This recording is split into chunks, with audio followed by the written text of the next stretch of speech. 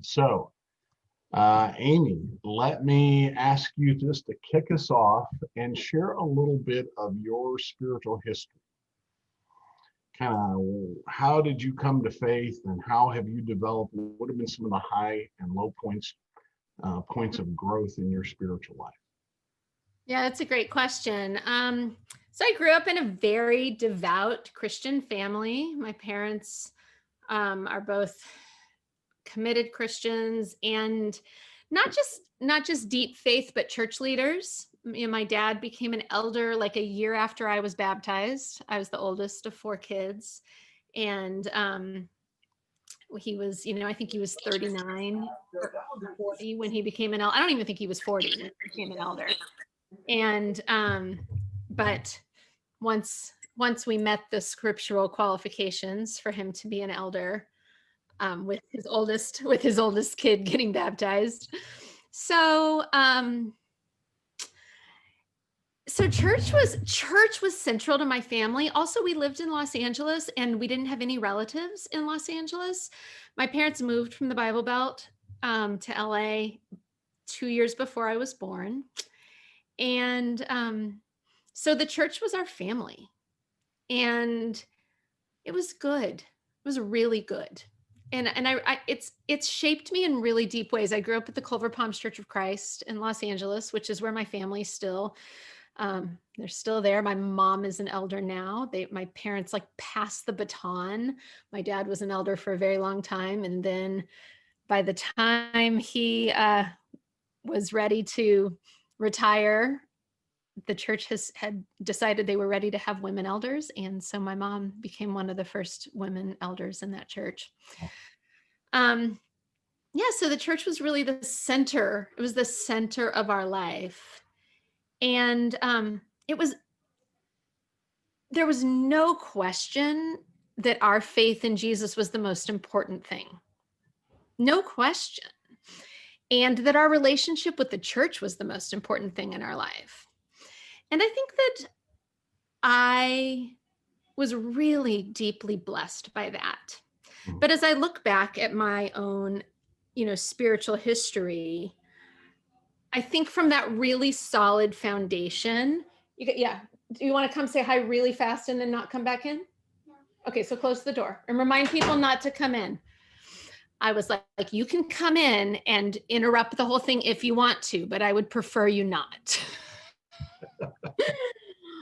I think from that really solid foundation, I had to realize that there are ups and downs in faith, and that there are places of a lot of ambiguity and a lot of uncertainty. I think I came from a place of so much certainty. And so the journey was learning that there's so much uncertainty, and where everything was very black and white, to learn that there's so much gray, and then of course I think really falling in love with Jesus on my own. And there's two things that stand out for me as I think about that journey. When I was a teenager, we had for about, I would say about 6 years of my life, we had some serious health issues in my family. It started when I was a teenager. My younger brother had epilepsy. He'd had epilepsy as a baby, started having seizures when he was about 13, and would have a seizure at school on the basketball court. And, epilepsy it's very disorienting for a family because of the uncertainty. You just don't know when it's going to happen. And it was the first time in my life I felt that uncertainty. I felt that sense of like, wait a minute, we don't have this under control. And these things could happen anytime. And it's the first time in my life I remember a sense of crying out to God on my own, and like crying out for healing from my brother. And then within a few years, my mother got really sick, and it was a similar sort of experience, a deeper fear for me, because I was really afraid. We were all afraid we were going to lose her. So that those illnesses made my faith my own in a different way. But then when I was in my mid-20s, I started learning about Jesus and women. And That was more of, the experiences of illness in my family were experiential, and I was crying out to God because I was afraid. This was a different thing. This was more of, it was knowledge that was academic. So someone taught me about how Jesus was revolutionary in the way he treated women. And I didn't even know I needed to hear that. I didn't know that that was something my soul was longing for. But when I started seeing how Jesus treated women and how extremely different it was from his culture, I fell in love with Jesus in a way that I never had. And I saw myself in those women, and I felt this Savior's love that I really hadn't experienced before. And it was transformative. So I think that those, when I think about my spiritual journey, those are sort of key points that I think of. No, that is so good. Thank you for sharing that. Thank you so much. So, as you and I talked a few weeks ago, and you told me about how long you had been there at the Manhattan Church of Christ. What drew you into full-time ministry initially, and kind of what keeps you in this game? What's going on?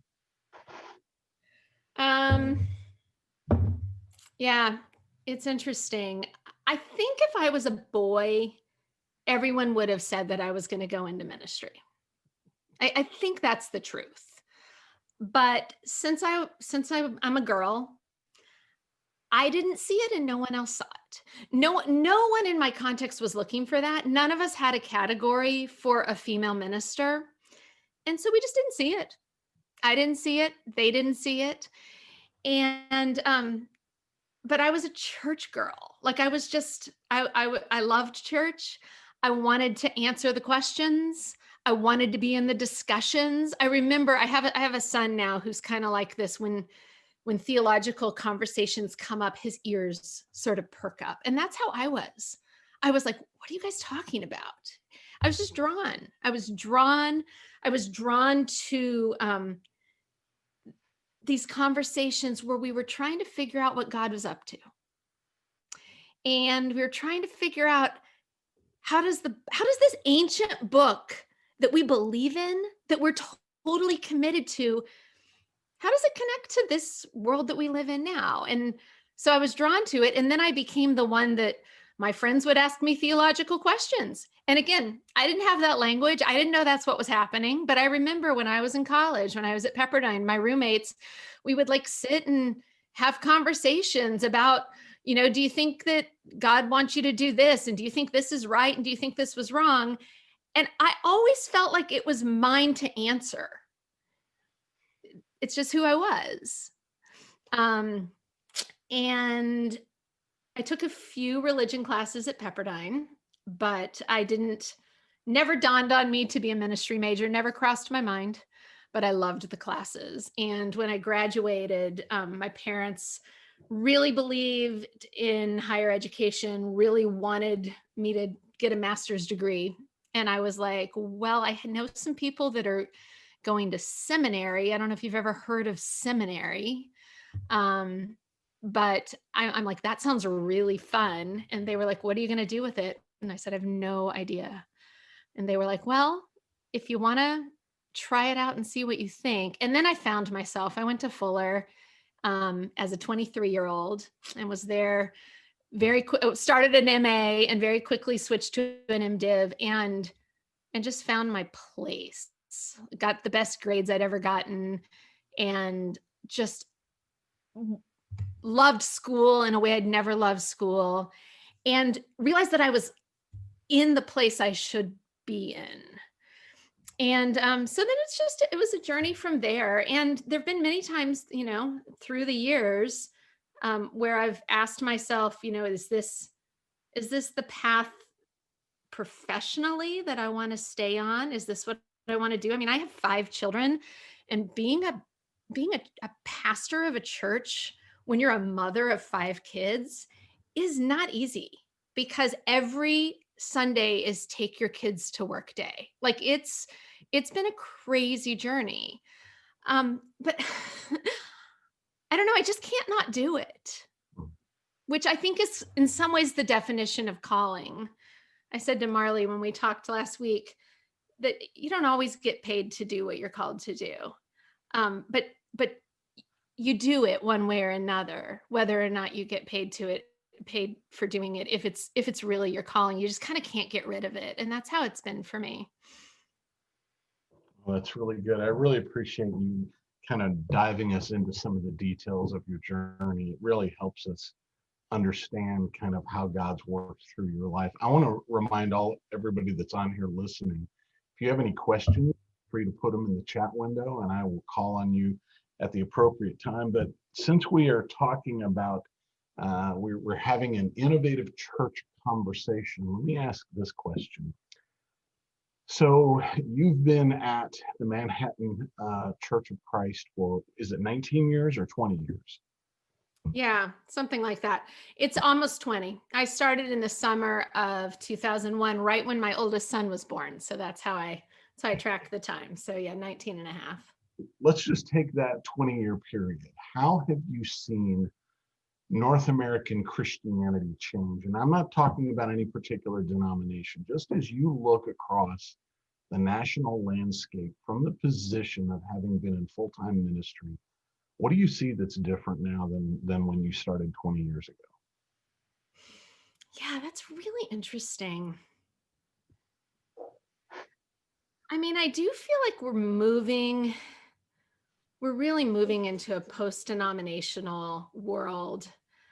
And I say that as someone who really values our heritage. And I don't think that it means that our specific faith heritage is not important and that those aren't stories that should be told. I think they should be told, but um I don't know. I think that there's been a real change in the way people feel about institutions. And I look at my kids' generation and they just don't get it. And I still feel it on some level, this sense of like, well, I'm a Church of Christ girl. But I think I think that's from a prior era. I think it's really changing. So that's one thing. Um, I think we need to learn how to talk about our spiritual heritage, both individually in our families and in our small communities and in our churches and in our larger religious bodies and in our country, to be honest about the history and talk about the strengths and talk about the weaknesses because there are both. Um, so that's one thing. I'm trying to think, what else have I seen change? I I don't know. I just really think that a lot of the things that we assumed are not assumed anymore. And it's a really vague statement, but I see it in a lot of ways. A lot of things that when I was, in seminary and first starting out 20 plus years ago, things that we just thought this is the way it is. I think we're questioning that. And boy, I think this pandemic has propelled us forward in that. I think we were already doing it. And again, I think that my kids' generation does it all the time. They're like, why? Why is it like that? I mean, my son through this whole election process, he's like, why do Democrats believe this and Republicans believe this? He's like, I don't get it.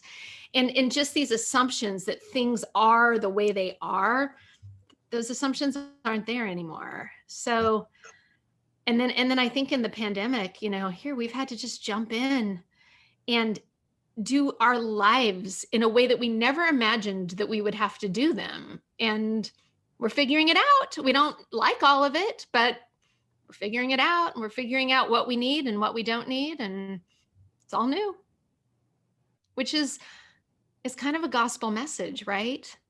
Like we're looking forward into what God is doing, and not necessarily, that we build on the past, but we're not really trying to go back. We're trying to go into God's new glorious future.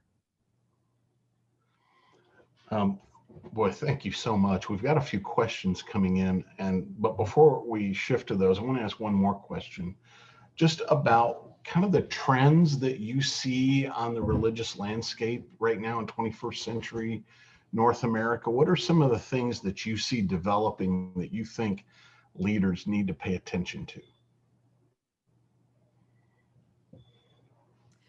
Well, we need to be honest about our racial history. I mean, I think that's urgent.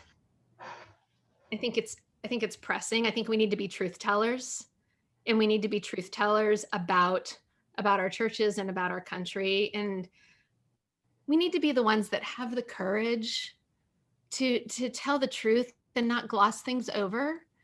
Um, because I think that in our churches and just in our society, we want to just tell, we like to tell really beautiful, happy stories.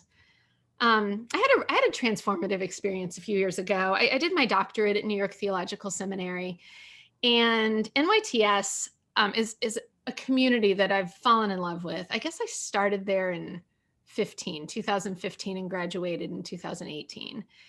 And it's primarily African American. And I chose NYTS because it's very, very New York, because it's a 20-minute drive from my house, and because I wanted to learn from African American Christians. I was really drawn into that learning environment. So, 2 years into my doctorate, I went on a civil rights trip with a group of 50 people from New York Theological Seminary. And a friend asked me right before I left, she said, what are you excited about for this trip, and what are you nervous about? And it dawned on me that I was excited and nervous about the whole trip, but the thing that I was most concerned about was going to see the Mother Emanuel Church, where the 9 people were murdered just a few years ago. That's what I was scared of. And I've thought about that so much. I was going to see all kinds of civil rights history in all kinds of tragic places. But the thing that I was scared about was seeing what was happening in modern life. That's what I didn't want to see. And there was this like honestly prophetic moment. So one of my professors is Dr. Eleanor Moody Shepherd, who was worked with Dr. King and just has an amazing history in the civil rights movement. She's in her 80s now, and she was on this trip. And she has some health concerns and always was the last person getting off of the bus. She wanted to get off of the bus and be able to use her cane and not rush. And I was sitting very close to the back of the bus. So I was the last person walking up the aisle to go in to this church. We had stopped and we were going into the Mother Emanuel AME church. And and she was one of my friends on the trip. And I looked at her as I got off. I did not say a word, but I was getting ready to get off of the bus. And I looked over at her, and she grabbed my hand and she said, "Amy, we got to do it. We've just got to do it." I hadn't said a word to her, but she was right. I had to do it. Like, I had to get off of that bus and walk into that church where the blood was shed by a white supremacist coming in to kill our African American brothers and sisters in a Wednesday night prayer service. I had to go sit in there, and I had to see it, and I had to be scared, and I had to be sad. And I wanted to learn about the 60s. I didn't want to learn about today, but I needed to learn about today. That's what I needed to do. And so I really think that, to me, that is, I mean, of course, I feel very strongly about egalitarianism when it comes to women. Like, I've been talking about that for 20 years, but I think that the church cannot be behind culture. when it comes to racial justice. We've got to find the courage and find the language to lead the way. It's an urgent, urgent situation. Wow, that is powerful. That is so powerful. And I'm pretty sure everybody on here just said amen, even though they're all muted. Thank you for that. I appreciate you speaking as emphatically as you did. I want to ask a few people. We've got several questions here. Let me ask Jeff Hook if you want to throw out one of your questions. Jeff, are you there? Yeah, I'm trying to unmute. Sorry about that, Todd. That's right. Yeah, I was, by the way, I think this is fascinating. It's really good stuff. I was wondering what you think the role will be for technology to play in the future of the church, the Big C church, slice the future of discipleship. Yeah, I'm really excited about technology. I've been excited about technology for a few years, and I'm thrilled with what technology has done for us in this pandemic. I can't even believe it. My joke has been that if this had happened back when I was younger, if we'd had a pandemic back in the 80s, we'd all be on our phone tree, you know, calling one person after another. How are you doing? Ask so-and-so how he's doing. And I just think it's amazing. You know, it's interesting. In our church, we have people who basically have come back to church during the pandemic who moved away from New York, and their job or something took them away from New York, but now they're back with us. And so there's this weird, I mean, it's interesting because we have to be really careful that we don't play God and say that time and space don't matter, because time and space do matter. We're human and we can only be one place at a time. But also recognizing this tool that we have where we can connect to people without worrying about the time space, differences. And like I said, I met Marley last week. We talked over Zoom, and I love that. Like, I love the fact that I can, say to someone, hey, let's talk on Zoom, and they can be in a different country. So I think we're just at the beginning of it, and we're just starting to imagine how we can use technology as wise stewards. It's a resource that I think is a huge blessing that's been given to us, but we really need to, we're just learning how to use it, how to be pastorally responsible and use it in ways that really helps people. But also we don't want to overlook the weaknesses. There are weaknesses, and the fact that I can be sitting here with you all right now, and if I kick the plug on the wall, I disappear, and I could literally disappear, and you could have no idea what happened to me. And unless I answer your phone calls, I'm gone. You don't know where I live. So I actually believe in this face-to-face that we're doing right now. I think it's real. I don't think it's virtual. I think it's real. But it's different than sitting in a room and seeing someone's whole body and getting to know them, in that way. It actually has advantages over that, and it has disadvantages. So, but I think technology is fantastic. I love it. I love that you can do things like this in real time. And our church, we've had so much fun because we do things on YouTube, and we do things on Zoom, and we do audio, and we do social media, and it's super cool. I think it's great. Fantastic. Chris Flanders, why don't you jump on here and ask one of your questions? Do you have a preference which I should ask? Whichever one. Well, my real question is, can you give me Lester Holt's cell number so I can become his BFF? That's really what I want. Yeah, that maybe we don't track the calls to the church, but I imagine that's in the top, that's definitely in the top 10 of the phone calls we get to the I'm, office. I'm sure. And anyway, I'm okay. He's a good guy. He's a really good guy. So I've got several questions. I'll go to it occurred to me, you may be, I don't know, somebody correct me. You may be the first in Churches of Christ who can claim both parents as elders. I wonder if that's the case. Oh, Anyway, that's kind of cool. that may be true. That is cool. I hadn't thought about that.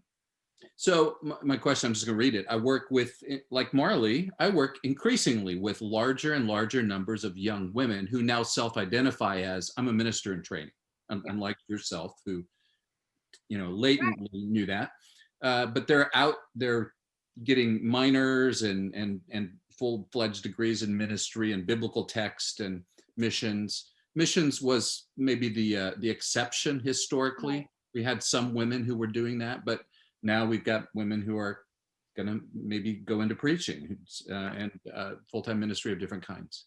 So what's your word for those of us who mentor in a seminary and in an undergraduate context, ministers in training, especially guys? What do we need to know to help nurture, encourage, not squelch, not overcompensate by being too hands off or by and I reflect on a word that Janine Reese gave our faculty many years ago when she just looked at us and said, "You men have no idea how male you all are, and how you do higher ed. You just have no idea." And we all scratched our head and said, "You're right, I don't." I think I know better now, but still, I'm curious to hear from your perspective. What do we need to hear to encourage and foster? And I would say, I use the term increasing numbers. At ACU, the women are the majority now. Yeah. Majors. Yeah. Well, yeah, I really appreciate that question. It's a real passion of mine to encourage any woman that God has called into ministry. And it's funny because that is not language I used growing up. That was not Church of Christ language. But I say it all the time, and I believe it really strongly, that I just believe God calls. I just do. I don't know. It's been my experience in my own life, and I've seen it in men and women, and I just think it's real. I think that the Spirit of God calls and equips. So I think the first thing that comes to mind is just affirming that call, because especially if you come from a context where there's any question mark about whether or not it's okay, it's hard to not question that call. Even we play a lot of mind games, and there's always these voices that are like, well, are you being selfish? Like, maybe you should do something more practical. Like, why do you think that you're the one that should be talking? Wait, do you like having the spotlight on you? Like, all of those voices. And I don't think that younger women are hearing those as much, but they still are, because it's much bigger than we are. It's not like the world has become egalitarian, and evangelical churches are very complementarian. They still believe very strongly in ultimate male headship. So all of that stuff is still there. Yeah, Chris wrote here in the thanks. That's very helpful. I would agree. Thank you very much. Marley, you posted a question here. Why don't you go ahead and turn your camera on and unmute and ask your question? Yeah, I was just wondering if there were any books that helped you, like just in ministry in general and kind of shaped your ministry, but also especially being a woman in ministry, if there were any books that helped you. Let's see. I mean, there's a bunch. I'm trying to think if I can pick one. Well, I'll give you this answer. I read a book back in the 90s when I was finishing up my MDiv, um, by a woman named Carolyn Osiek. And it's a little skinny little book. She's a Catholic nun, and it's called Beyond Anger. And it was just about her journey. The subtitle is On Being a Feminist in the Church. And it was her journey of being Catholic. And the Catholic Church is a patriarchal organization, and I don't see it changing anytime soon, although individual parishes are working on it. But it was her journey of deciding to stay in this church, even with her like fully developed feminist awareness, and just the process that she went through. And it was, I don't know, it was really helpful to me. And I actually used that book a lot in my my Doctor of Ministry, and I really want to like write the next book. That's what I keep saying. If I ever find time to write, I want to write that book for today and take Carolyn's work and kind of apply it to today, looking at this very strange journey that women go through of, because like I said, I mean, there are people, I definitely know women, younger women especially, who have in some ways kind of escaped the patriarchal church, but most haven't. Most we're navigating it, and we're trying to make sense of it. And even if we found really egalitarian churches and really affirming voices, there's still people who will say, you know, huh, I didn't think women could do that. Isn't that against the Bible? You know, it's just happens. And then all of these questions in your mind, like, wait a minute, am I doing something God doesn't want me to do? How did I miss that? You know, and other times it can turn into a very deep struggle of really needing to kind of really wrestle with scripture and really wrestle with the Holy Spirit and say, you know, if you have a parent or grandparents who really disapprove, that's hard.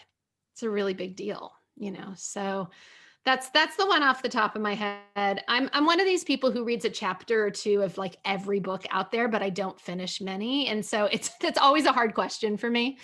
I love what Lisa Sharon Harper is doing right now. She's a person I would encourage anyone to listen to. She wrote The Very Good Gospel, I think is what her book is called, How Everything Wrong Can Be Made Right. She's doing great work with a very deep sort of orthodox faith, I would say. What she believes about Jesus is, it's not, she doesn't believe in a watered down gospel. She believes in a very, very strong and vibrant gospel, but she's talking really about the intersection of feminism and racial justice and the church. And she's doing some really good stuff. What is her name again? Lisa Sharon Harper. Lisa Sharon Harper. Yeah. Would somebody that's listening type that into the chat window for us? Lisa Sharon Harper. Your answer to that question may be a great segue into this next question that I want to ask. And that is, but maybe not. You might surprise me here. If you could snap your fingers and bring about one innovation in the church in this generation, what would you just snap your fingers and bring about, and why would you pick that one? Oh boy, innovation. Can you define innovation for me? Well, something that the church needs to practice that it's not currently practicing.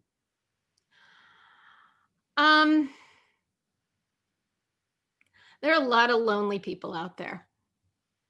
I mean, this isn't something I've studied, but I hear people say it. Loneliness is an epidemic. I feel like people are really lonely. And I think sometimes in the church, we make people lonelier. I think that people come into our churches and they feel invisible because of what we teach and what we practice. And I think that is a tragedy and breaks the heart of God. And so I think that we have to become welcoming communities in a very deep and authentic way. And we need to really wrestle with what that looks like. I think we need to move far away from keeping people out of our churches because of their sexual orientation, because of their I don't know, maybe it's their political leanings or their feelings about gender equality or about racial justice. And you can fall on whatever side of these issues, but the church needs to be a welcoming place where anyone can come and just be like, this is who I am, and just show up and not feel like they have to hide a part of themselves. I don't think the process of change is easy, but I think we need to commit to it and figure out what the journey is. And I don't think it's one journey for every single congregation. I think everyone's got an individual journey, but we've got to become communities with truly open doors, where people who are searching for God and searching for community can come in and be loved and not questioned, and where they don't feel like they have to hide. Well, that's quite powerful. If you had one more snap, what's another thing that you would like to see in our churches? Anything else that comes to mind? I mean, if I could snap my fingers and get rid of sexism, I'd do that. I think that we need to really work on how men and women work together. I think we have so much baggage, and we need to work on partnership. What does it mean to have trusting partnership where you work together? I just think we have a lot of baggage. And I am really blessed. I'm on a ministry staff with 5 guys and me, and we work really well together, and we work very closely. And for the most part, I don't feel like we have much baggage, but I hear all the time from women I know who are in ministry that the male ministers are going to lunch, but she's not invited because it feels weird to have a woman there. And we just really need to work on how to have trusting partnership. And I don't know, it's a lot of work to do. So if you could make a suggestion to some male church leaders across the country about a first step toward that, what would you suggest? Go next week, go do this. What would you say to go do to take one step in that direction? To throw your curveball, but you know that's interesting.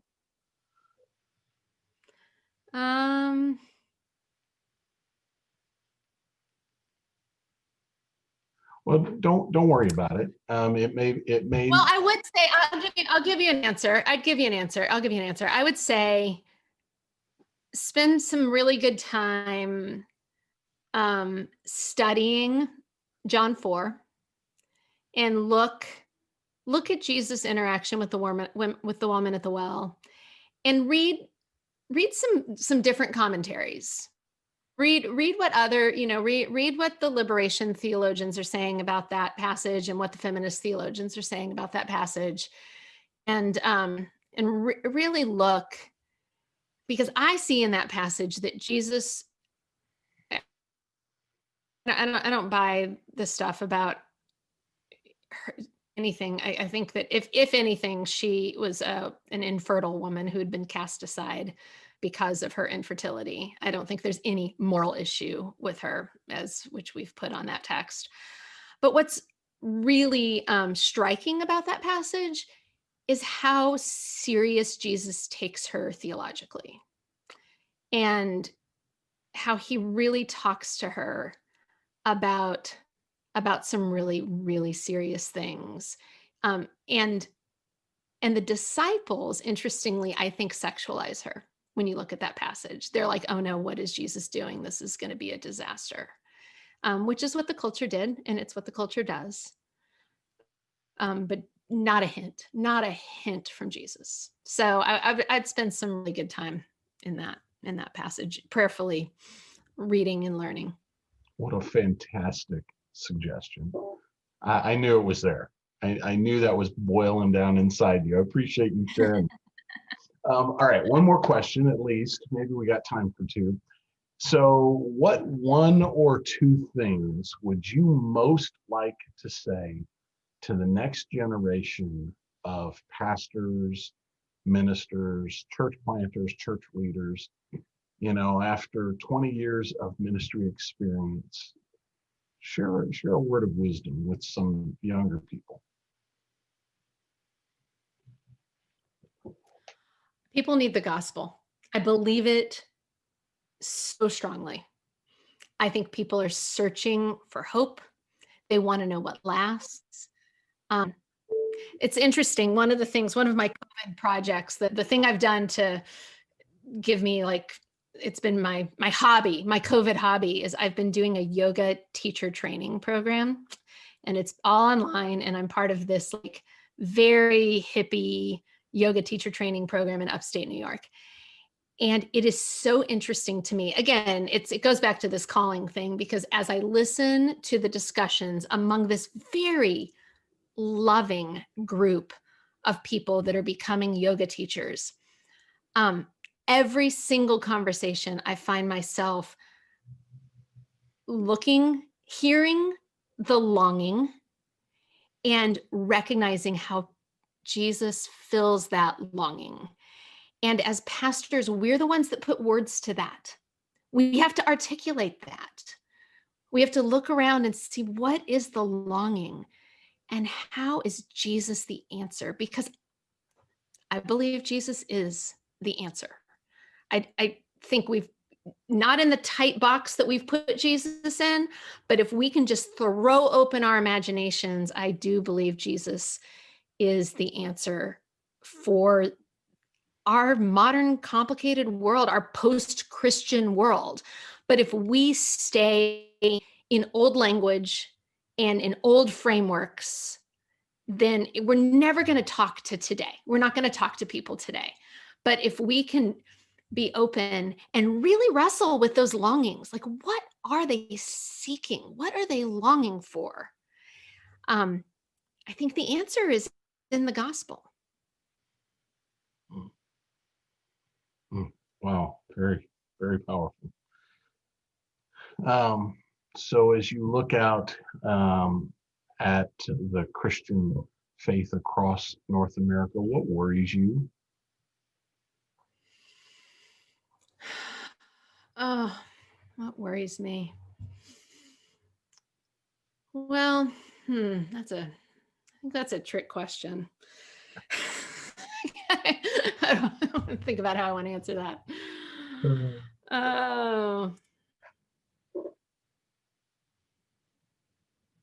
I don't know. I feel like we need to be really careful about how we interact with politics. I'll just say that. I'm not because I don't want to point fingers, because that's not what it's about. I just think we need to be careful, and we need to really wrestle with finding our identity in Christ before we find our identity in our tribal allegiances.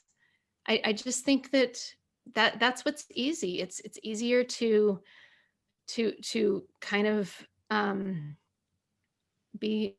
go into this sort of postmodern tribalism, and this is my party, this is my group. And as Christians, we have to really lean into love, which is risky. I mean, I remember, I think it was Philip Yancey. He was one of the early writers that I read a lot back in the 80s and 90s. And he just talked about how grace is risky. I heard Randy Harris say once too, you hold things with an open hand. You just can't hold with a tight grip. And to be able to just believe that the Spirit blows where it wills. So I don't know. It's been a hard year politically, I think. And there's just been so much division and so much strife. And I haven't seen Christians rise above it in the way that I would like to. I feel like there's been a lot of, identification with political party first. And I just think I think it's really dangerous, and it's not who we're called to be. And I think it's not the witness that we're called to in this world. We have to love people more than ideologies. All right, one last question. I don't know if you're going to be able to top that answer, though. One last question, and it's the same question as you look out across North American culture, church throughout North America. What excites you about what you see across the Christian landscape? A friend of mine posted on Facebook the other day, this little comment that said, all of you pastors out there who are figuring out how to have church on Zoom and keeping your congregations together week to week, keep going. You're doing a good thing. And I read it and I teared up. And I didn't even realize that I felt that deep level of emotion. But I really did feel this sense of it wasn't about me, but it was about all of us. Really, all of us who are really struggling to figure out how to be church this crazy, difficult time, and how to really love grieving people, and how to fight loneliness in the middle of all of this isolation. And we had a beautiful service on Sunday. I preached on Jesus saying, "You are the light of the world," and I sent a text to a bunch of people in the congregation, and I said, if you have 2 minutes today, think about this question. Jesus says you are the light of the world. What does that mean? What does it mean in your life? And I said, give me 2 minutes, record yourself answering that question and send it back to me. And about 10 people answered me with these little 2-minute videos telling me what it means to be that Jesus said they are the light of the world. And it was profound. It was spiritually profound because for me, these are people I know and love that I haven't seen in person since March. And we're spread across the New York metro area and truly are the light of the world. And I think about that when I look at, across the country, around the world, that, this deep sense, this faith that is not, it's an openness to the Spirit of God, and it's a real faith in the middle of so much unknown. It will transform the world. I think it's so real and so powerful, and I see it everywhere. Well, Amy, you have been an absolute joy to talk to today. I am quite sure everyone on here is shouting a hearty at so much of what you have said today. And I just want to personally, on behalf of Mission Alive and all the people that were on today and will eventually hear this through the recording, thank you. Thank you for your time. First off, thank you for your service that goes back way before it was cool for women to be in full-time ministry. And you've been a trailblazer, and you've plowed some ground that others might come behind you. Let me just say thank you for doing that, and for putting up with a lot that you've had to put up with, and not being overly cynical now. You seem quite full of joy, and that's really exciting as well, to meet somebody that is still so full of joy. So thanks for joining us. Thank you for sharing with us your heart and your thoughts, and we pray God's blessing on your ministry.